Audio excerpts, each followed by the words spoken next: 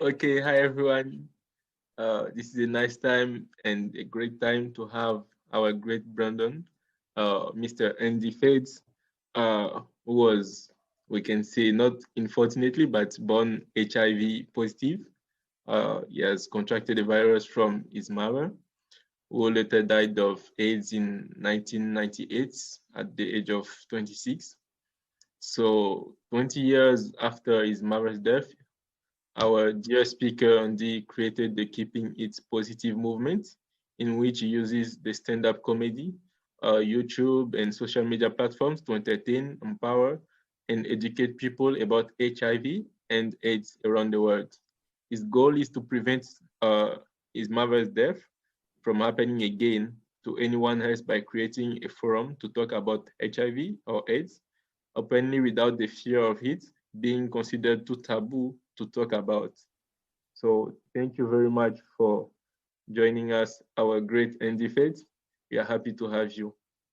Over to yeah. Thank you very much, Yabaha. So I'll start by introducing myself. I'm Yasmin Farapir, the founder and president of Niceville Literacy. So thank you all for being here today. And I'll go on with the land acknowledgement. So we would like to begin today's event by acknowledging the traditional lands in which we operate, the unceded territory of the Kanakihawk, a place that has long served as a site of meeting and exchange amongst the nations. It is important to acknowledge the land we operate on as a part of our movement towards reconciliation with the Indigenous peoples of Canada. Civil organizations acknowledge the land we operate on, thus to show respect for this land and the ancient traditional roots and relationships that are ongoing today. It allows us to be accountable to our Indigenous communities and work to reflect on how we, as uninvited settlers, benefit from lasting settler colonization and the unceded territory of the many nations. Thank you very much. And why are we here? Why are we here today? We're here to commemorate World AIDS Day, and yeah. So Leah, you want to go on? So now's the time where we will be passing it over to our distinguished guest speaker, Andy, also known as Brandon. And over to you, Andy, if you want to start by introducing yourself and taking over the floor. For sure. Well, thank you guys for having me. My name is Andy Feds. As they said, I was born HIV positive. My mother got it from a partner that wasn't my dad, and in turn, she passed it on to me. My doctors didn't know that HIV positive until I was about 2 when I got really, really sick. And then my nurses was like, oh, we should try all these tests, and everything came back negative. And then they said, oh, well, how about we try an HIV test? And my mom already knew that she had HIV, but she kind of kept it secret.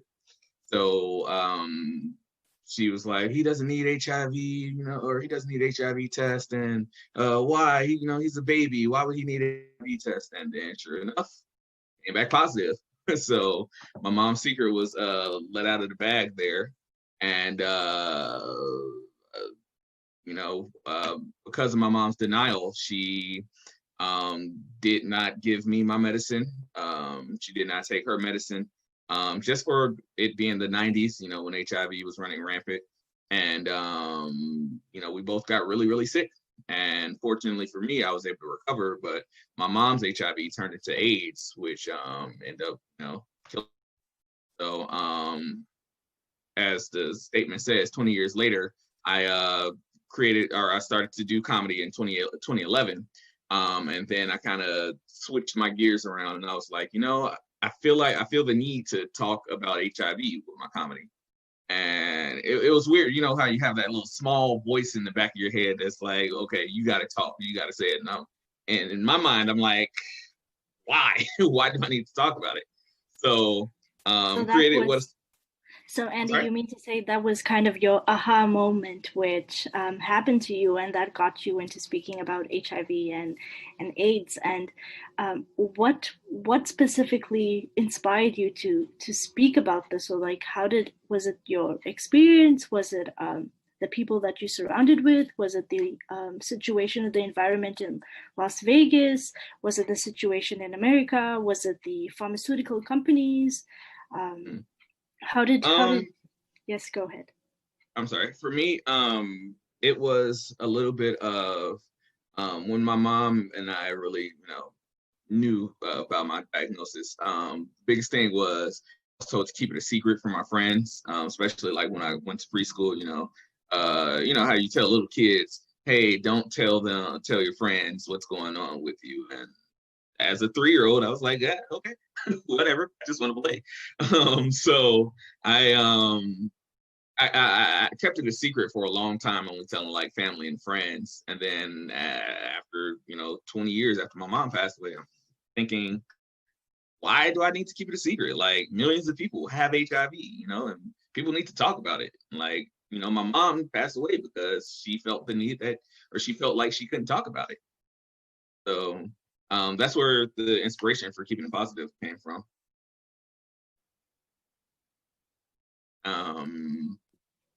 So I guess I can continue. I'm a little tongue tied. So when I created keeping it positive, I started to write material. It actually, a lot of it too was inspired by my wife, who back then was my girlfriend, and we were kind of into a relationship and talking and stuff, and how boyfriend and girlfriends be. So I was like, let's slow it down a little bit. I need to tell you something. So, we agreed to share each other's, backstories. So she was telling me about her brother and how her brother was killed and things like that. And I wanted to tell her, I went about telling her about how I was born HIV positive and, talked to or lost my mom to it. So her mouth just dropped and she just told me, I want you to know whatever happens, I'm going to be there for you. I'm not going to treat you any differently than, you may think. And that's when I was like, you might be the one for me. So sure enough, we got married. And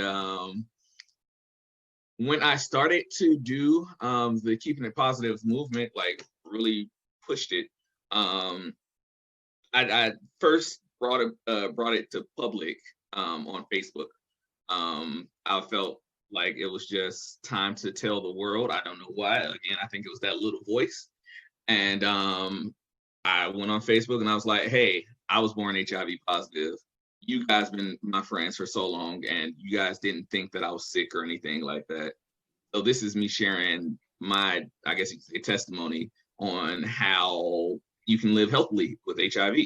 Yes, and so Andy, when you shared this on social media, did you receive many others that suddenly came out to tell us all about their experiences being HIV positive, or was it your story that then inspired others to connect with you, and did you form a community?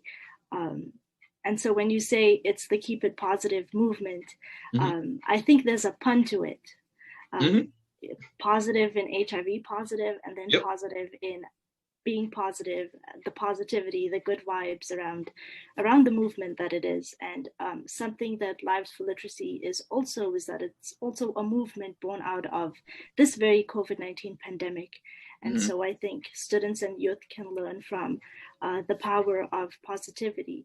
And would you mind speaking about how this positivity in your life has not only allowed you to overcome your challenges, but has also inspired others around you? So when I created it or made the Facebook status, I had a lot of friends and family say, oh my God, I never knew. And, we're going to support you. And that was very comforting. And then I was like, all right, now with that, I need to come up with some material, some comedy material. So I did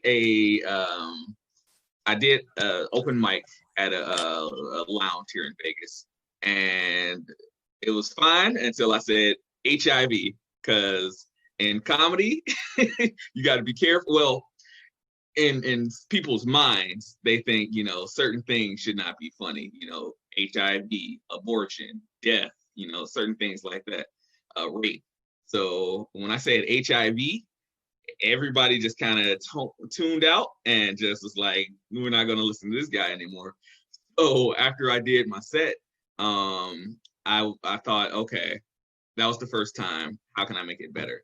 So I gradually, you know, made sure that I meticulously word my, you know, my sets and make sure that, you know, it's not offensive and, you know, sharing my life with it. And once I got the hang of it, you know, as you're saying, more and more people were coming up to me and saying, hey, I really thank you for what you're doing, because, you know, so and so, or my mom, my aunt, my, you know, somebody has HIV and they don't know how to deal with it. Or I have some friends that I've never knew, you know, have HIV, and they were saying, I didn't know what to do next after HIV. And I'm glad that you're, you know, comforting others that's living the same thing as you. Beautifully put, Andy. And so, have you been able to connect with people outside of America, people in like South Africa, where a huge population is HIV positive? Have you been able to connect with others in maybe other countries to share your story, especially during the pandemic when everything has sort of shifted to an online presence? So yes, please enlighten us. Yeah, so I tell people all the time, COVID saved my career. Well, it wasn't, I wouldn't say saved it, it reinvigorated it. Because I felt as though before COVID, I was starting to get a little tired, you know, because I was doing the same places in Las Vegas. And it was just like the same people were always there hearing my jokes. So I was like, you know, with the pandemic, I wanted to make sure that, you know, I can reach more people. So I've spoken to people in Belize and Nigeria, Uganda, Singapore, Saskatchewan. I'm just trying to think. I got a whole list right here. But yeah, it's just I feel like it's been a blessing in disguise to be able to reach out to people that I've never even dreamed of talking to. You know, just last week, I had someone from Nigeria reach out to me and say, Andy, I just want you to know that I'm such a fan, and I thank you for what you're doing.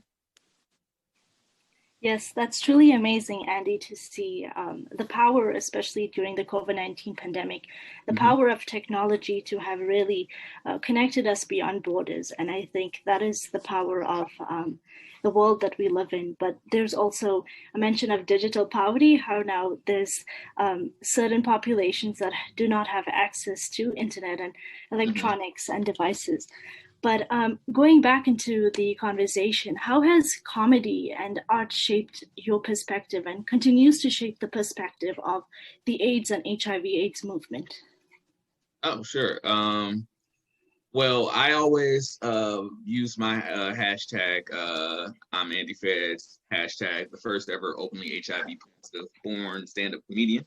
I have seen comedians that were not born with it, you know, talk about HIV. I've also seen comedians that does not have HIV in general, you know, talk about HIV on stage. But I felt the need to be someone born with HIV to talk about it, because, you know, a lot of people think that HIV is just, you know, through sex, you know, and when there are multiple ways of contracting the virus. So as far as like comedy and art goes, I felt that in a way, I as a teenager, I was very depressed. You know, I had the HIV thing to deal with. You know, I had family issues, things like that. And so comedy was almost therapeutic in my eyes, because this was me expressing, you know, what my life was like, you know, or what it is like living with HIV. And so, Andy, have you been, besides being a stand-up comedian and dealing with a wide variety of audiences, young and old, smart, and how to put it, but what have you noticed across the population or across the different nationalities, ethnicities? What have you noticed that brings these people together?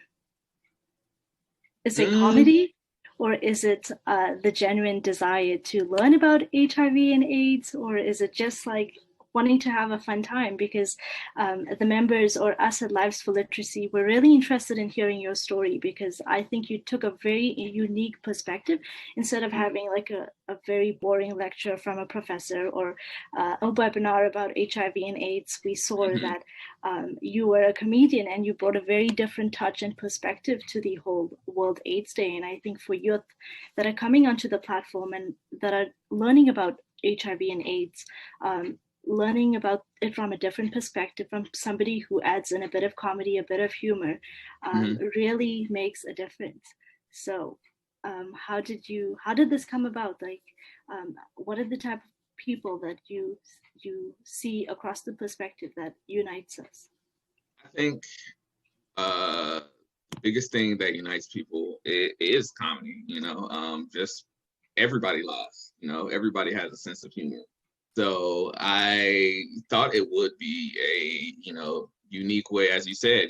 There are always lectures, or people talking about, so and so died, and it's typically sad, to hear about how somebody died about HIV.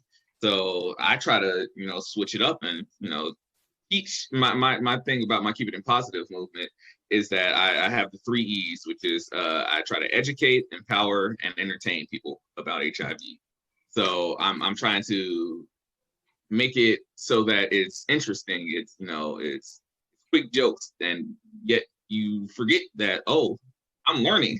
I'm learning about what HIV is. Exactly. And with Lives for Literacy as well, a core mission, or the motto, has been empowering humans. And so I think we both have that in common with the empowerment. And have you noticed that when you speak to populations, do they confuse AIDS with HIV? All the time. And so, Andy, how would you, to our audience, to our youth that are in the audience, how would you distinguish or give them a quick way of understanding the difference between HIV and AIDS? Ooh, excuse me. Never eat before an interview. Got a little gas. So to distinguish it was HIV is like the very first step, or I can say HIV is a virus that can be contracted, and the virus attacks your immune system, making you prone to like different illnesses. AIDS is like the third step of HIV. So that's when, the HIV virus goes untreated and your body breaks down, and now you're even more susceptible to, other illnesses, diseases, cancer, pneumonia, things like that. Yes, and so I hope our audience in the that I hear has understood the very kind explanation by Andy. And so, Andy, have you been able to travel abroad to, say, South Africa or Nigeria or Congo, where AIDS predominantly began, like the origins of HIV and AIDS? Have you been able to travel before the COVID-19 pandemic to see the population? Not yet. I'm waiting on, as I call her, Auntie Rona, to leave the world.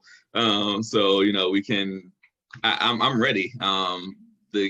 As I said, Keeping It Positive movement really expanded after the pandemic took over, and after I've been able to reach so many countries, a lot of people invited me to come, to their country and speak. So once Auntie Rona leaves, I'm definitely trying to, go ahead and travel, Yes, of course. I think we need more people like you to add this touch of comedy to particularly very important subjects, especially in the field of medicine.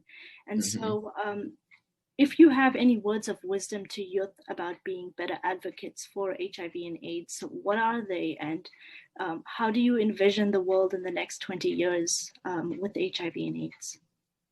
I think to anybody that wants to be an advocate or is an advocate, the biggest thing is to know that you're not doing this by yourself. You have an entire community that will back you up. You got tons of resources. I have a few Facebook support groups, that I reach out to every now and then, or even just friends that I met online, that have said, hey, I'm HIV positive, I love what you do, and then I connected with them, and then I became friends. Like, so it's a world that I've just recently got into myself. You know, Keeping It Positive movement just started 2017, and before that, I did not speak about my status. You know, so and this world is very welcoming from what I've experienced.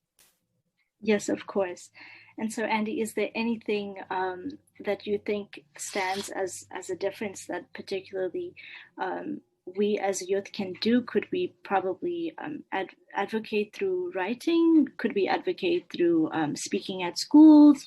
Could we host comedy sessions? How do you think that the best way today in this world of pandemic, when we all have Zoom fatigue, how should we go about this? Because AIDS, and especially the topic of HIV and AIDS, is not a subject that those particularly not interested in medicine or the field would be willing to. I wouldn't say there's necessarily one way of doing it, but I would think wherever the environment is, you know, if you happen to be like, let's say, I wouldn't say a bar. I don't know why that first came to my head. But say like at a social gathering, you know, find a way to incorporate that into, you know, conversations. Say, hey, did you know World AIDS Day or HIV Awareness Month is this month? And bam, go around, you know, that conversation. You know, the biggest thing is to try to, you know, push the awareness, but don't push it onto people, if that makes any sense. You know, it's kind of going with the flow type of thing. Yes, of course. And so we have a question from one of our amazing volunteers, who's Stanley from Haiti, and he's asking about, he says there is, yes, Stanley, do you want to ask your question or should I ask your question? I think you should go ahead. Stanley? Okay, thank you. Yeah, I'm here. Can you hear me, guys? I sure can. Yeah, okay, thank you. I just wanted to ask a question. Like, there's a lot of misunderstanding. I don't know if there is a lot of misunderstanding where you are, but here in Haiti, there's a lot of misunderstanding about HIV, and people always tend to be very discriminate when they see people who have HIV. So how do you cope with that? Have you ever been discriminated by people who, when you talk about HIV, and how do you deal with that? I wouldn't say I was discriminated, but not in a negative sense. You know, I think it was just a little bit of the ignorance factor. I remember walking, as you may know, Vegas is famous for the Las Vegas Strip, and it's a 3 mile, 3 mile blocks of, you know, just hotels and casinos. And so me and my wife, we were walking down the strip, and, you know, I had my newspaper, you might be able to see behind me. And then I had my Keeping It Positive shirt that you can find on andyfadscomedy.com. Little plug there. So the guy reads my shirt and he says, "Oh, what does that say? Straight out of what?" And I go, "Stigma." And he was like, "Well, what that means?" And I told him, you know, I'm a comedian that talks about HIV and AIDS or my life with it. And he goes, "Oh," and he looks at my wife, and this is your girl? Yeah. Am I not supposed to have a girl? And he goes, "Oh, and you're not sick?" "No." "Am I supposed to be sick?" Oh, this is before Corona, so I was like, "Am I asymptomatic or anything like that?" So I've had things like that happen, and yeah, and you know, some people, as I mentioned, some people do think, you know, if I tell them I'm HIV positive, they think that I'm gay, you know, or some people might think that, you know, I'm a drug user. I don't do drugs. So, you know, to deal with it, I just, you know, tell them, hey, that's not what HIV is. It's not all that HIV is. A lot of people were born with it. A lot of people got a bad blood transfusion from it. A lot of people, you know, got it from their moms, like me, you know, so. And so, Andy, my next question to you is that the population of sub-Saharan Africa is expected to double in the next 10 years. And the prevalence of HIV, almost 82% of mothers have their children born up with HIV positive. So how do we tackle the population or the youth in these sub-Saharan African countries to make them aware of what HIV and AIDS is, and how do we inspire them with safe prevention methods, and keep them or welcome them into the Keep It Positive movement? I think that the biggest thing of the spread of HIV is lack of knowledge, and in a lot of cases, in impoverished areas, like I grew up in Chicago, in like one of the worst neighborhoods in Chicago, and people don't have those resources. People don't have health facilities that can teach them these things, out to the public. And so I think the biggest thing is to help some of these places develop resources. If we as people can start a health drive or something like that, in these areas. We don't necessarily need $1 billion worth of funding to teach people. Yes, definitely. And so I'm not sure if you're aware, but you probably know about the Mexico City policy, or the global gag rule, which President Donald Trump had reinstated in January of 2017. And what this does is that it takes away from the U.S. health funding that is supposed to go to sub-Saharan African countries, so that the mothers and children in Africa get the drugs and the treatment that they need. So have you been part of policy, or had the occasion to be speaking to our Congress members in the U.S. about HIV and AIDS, and what they can do to assure or ensure that history does not repeat itself? I have not, but I'm just now learning about this. So that actually might be something along the lines of what my next goal might be. Yes, you should definitely check out the global gag rule, because it has definitely increased the number of unsafe abortions that happen not only in America, but also abroad internationally. But we also have another question from our executive member. Yabaha, do you want to take the floor? Yeah, sure. Thank you very much. As she said, I'm co-director of International Affairs and also Vice President External at Lives for Literacy. So my question is about your future plan. Like, you have this Keep It Positive movement. If you talk about keeping something, that means you are thinking about also the future. So what's your plan to reach people in the future? Like, how are you planning to expand your movement? Yeah, if I should say so. Oh yeah, definitely. I am definitely, actually, I haven't told you guys this. So I know everybody's in different countries, but I'm auditioning for America's Got Talent on my birthday on the 13th. And so I was telling my wife that, the biggest thing that I want to do is reach a national level, because, granted, I'm already, Keeping It Positive Global. I already mentioned the countries, but I feel like if I can take HIV awareness to Hollywood, that's a big, step as far as, getting the word out there. So my biggest thing is always to try to expand, and how I can expand that. Maybe I'll be reaching, more organizations outside of the US, or, maybe like you said, reach out to people in Congress of, the US and different countries, Yes, of course. That makes us so happy and so privileged to be hosting you, Andy, because your story is truly inspirational, and it really means a lot for you to be here on our platform to share everything, your entire story, your perspective, your hope that you have for this world. And so I'm aware that there's approximately 2 foundations that you support or you endorse. And what could you tell us about those foundations and what work they do? Sure. The first foundation that I've supported was the Junior Council. That's at Lurie's Children's Hospital of Chicago. And that hospital was the actual hospital that saved my life. That's where I transferred to that hospital when I was 2 years old, and they got me on a good HIV regimen, or treatment.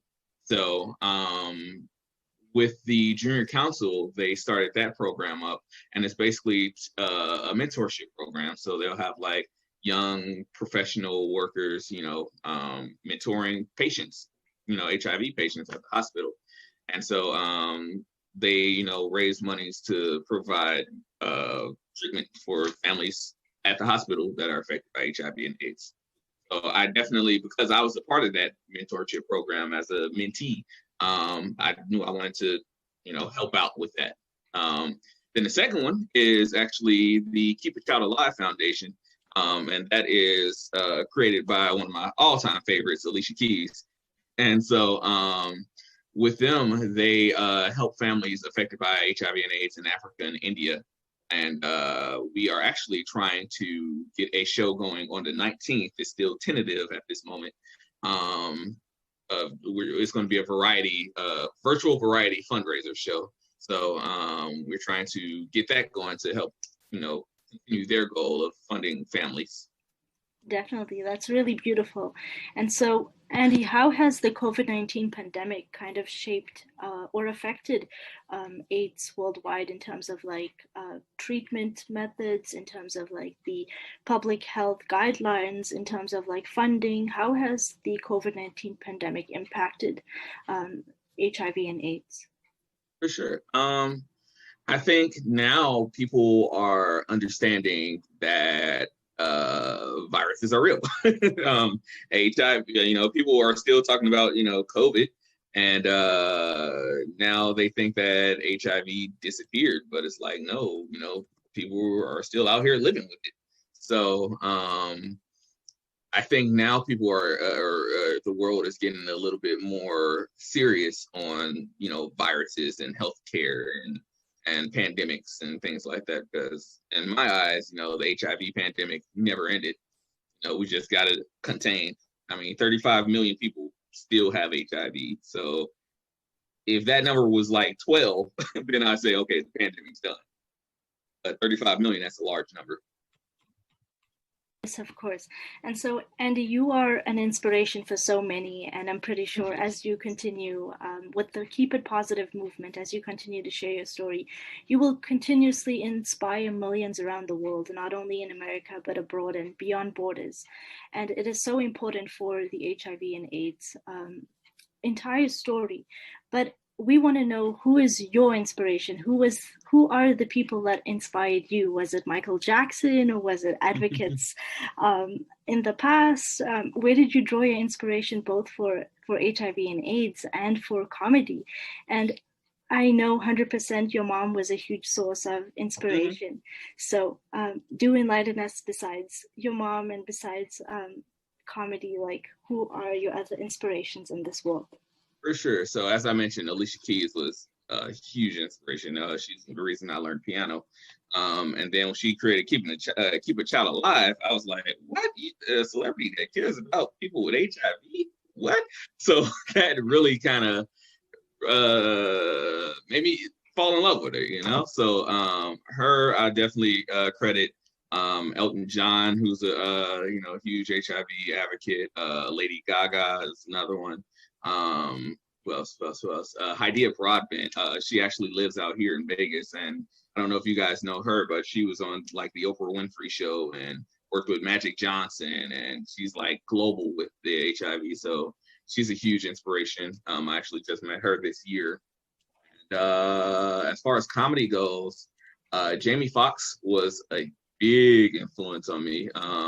He had a show or a special called I Think I Need Security. And that's when he was just playing the piano and doing comedy, and I was like drawn to the screen, Kevin Hart was another one, because his special what is it? Laugh at My Pain. In college, my friend Larry and I, we was watching Laugh at My Pain, and we was like, we can do this. This guy's funny, and we're funny too, so why not? So we created our own comedy club, and that's where my love of comedy came from. Okay, wow. And Andy, when was the first time ever that you had your first stand-up comedy show? Was it in Las Vegas?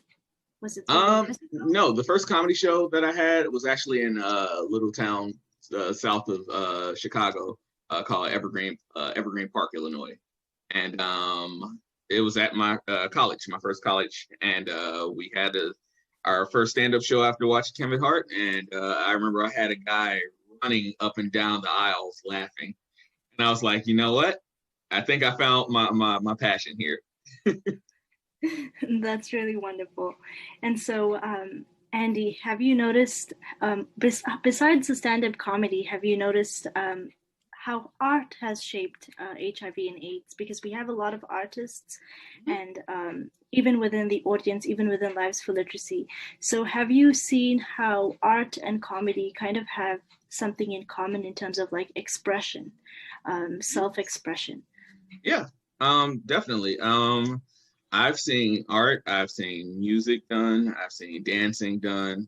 I think having multiple platforms showcasing HIV awareness is a wonderful thing, because when people think HIV, they think of, high school health class or growing up and seeing, seminars, and they're hour long, and it's like an old man and he's like half dead, Yes. So people, it's good to see multiple, platforms showing this, because now people are understanding, that there are different ways of learning HIV, Definitely. learning, HIV/AIDS. Yes, of course. And so, Andy, why don't you put on for us a few skits or a few Sure. jokes? Over to you. Okay, so I'll do the one that I'm going to do for my birthday for America's Got Talent. So and a little bit more. So first of all, my name is Andy Feds, aka the first ever openly HIV positive born stand-up comedian. And with my Keeping It Positive movement, I'm trying to teach people what life is like living with HIV and AIDS, because people still think that it's taboo to talk about. Before I continue, can I have microphones on, just because a comedian kind of likes hearing reactions. Everybody, I should have started microphones off on. Yeah. Okay. So that's good enough. So unmuting. I'll continue. So I'm trying to teach people what life is like with HIV and AIDS, because people still think that it's taboo to talk about. People still think that it's scary to talk about, and it's not as scary as it used to be. Because back in my day, Naked and Afraid wasn't a TV show; it was the women I brought home. Secondly, I'm trying to teach people that growing up dating was hard, being HIV positive. And I remember telling people, or I think that's why I became a stand-up comedian, because I wanted to distract the ladies from the fact that I had HIV. And I remember I used to tell them all the time that dating an HIV positive comedian is like adopting a stray dog. It's like, I'm cute. You see me on a few flyers in your neighborhood, and you probably take me to the doctors to see if I had all my shots. That's amazing, Andy. Also, I'm trying to break stigmas. I've been married for 3 years to a woman, and me and my wife, we mesh well together. We have a lot of similarities. The woman before her, my ex, we didn't. We had way too many differences between each other. For instance, I'm a person that likes dogs. She's a person that likes cats. I'm a person that likes the warm weather. She's a person that likes the cold weather. I'm a Sagittarius. She was a cheater. And when we broke up, it was a little bit of a bad breakup. She told me that she couldn't see herself dating somebody that was HIV positive. I mean, I had to be okay with that, but it bothered me a little bit. It's okay, because karma struck. The very next day, she got hit by a car. Oh. I know, because I looked in my rearview mirror. I'm kidding. I had to pay the Uber driver to do it. Only kidding. And then also, the reason I do keep it positive is because, as I mentioned, my mom passed away from AIDS in 1998. And, I always hated telling people that I lost my mom, because they always say weird things to you when they find out that you lost a loved one. They'll say, "Oh, I'm sorry. Oh, she's no longer in pain. Oh, she's in a better place." I'm like, she's in a better place. Me and my mom, we were born and raised in the scary part of Chicago. called Chicago. And in Chicago, she was paying about $900 a month for rent. Now, excuse my Christian school education, but they told me God got a mansion in heaven. So listen to this: pearly white gates, streets of gold. Ain't no, there's no way God's charging less than $2,500 a month for rent. You understand me? My mama is homeless in heaven. That's what I'm trying to say. That's all I have for you guys. That's Thank amazing. you so much. Yeah, Thank you nice. so much for all the laughs. Really, it's great. Thank you. And we have one more question from Yabaha. Yabaha, do you want to ask the question? Yeah, one question, but that was great. Mostly a part of the girl. Yeah, you got the girl. That's great. Thank you. My question is, are you planning to make a movie out of your story? I actually am. I've been toying around with that idea a lot. I'm also working on like a sitcom type of thing. So yeah, I'm just trying to flesh out like what parts of my life story that I want to add in there. But yeah, I'm definitely thinking about it. Okay, that's nice. That's nice. So Andy, if there's a particular story or something that you really have to include in the movie that you create about your life, what would it be? Well, with me being a comedian, I would definitely add comedy aspects to it. So as a kid, and this is terrible for me to admit now as an adult, but as a kid, I've always hated taking medicine. Especially I didn't know how to swallow pills at the time, so they'll pills and mix it in, juices and whatever. So I used to always be at my cousin's house all the time, and they would always look at my medicine. They'll go, "Oh, can I have some?" And I'll go right here. I don't want it. So I definitely include that into it.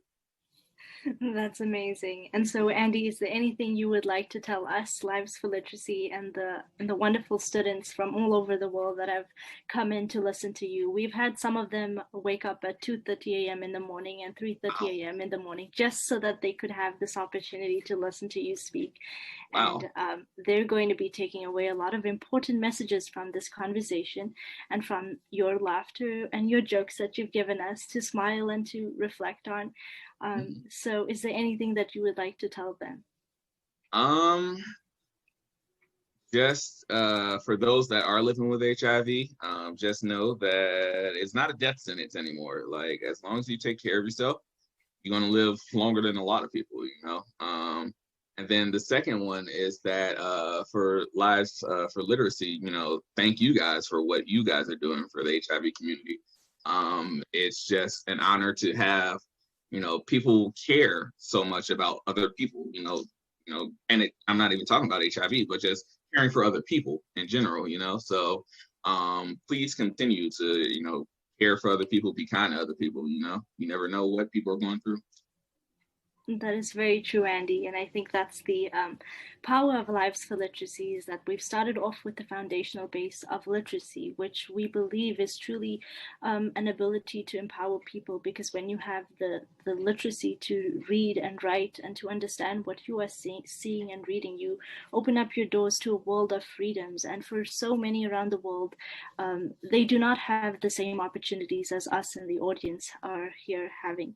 And so we just want to thank you from the sincerely bottom of our hearts for coming on to Lives for Literacy, onto this platform, speaking about HIV and AIDS and your experience, because you truly are making a difference each and every day. So continue keeping it positive and making the difference with your movement. Thank you guys. And feel free to follow me on Instagram. I'm Andy Feds Comedy. Yes, of course. And we're not letting you go till we take a picture. So okay. Picture time. Yeah, So had I known, I wouldn't have had my hair looking so nappy. No, you look great. Oh, your style is very nice. Wait a minute. Oh, your style is very nice. That's why you got the girl. I tell people all the time, my hair is. My hair is as nappy as I have more naps than a coma patient. Okay, so so you should tell us, and then okay, you want to switch on the camera. Okay, so I'm going to pause the recording.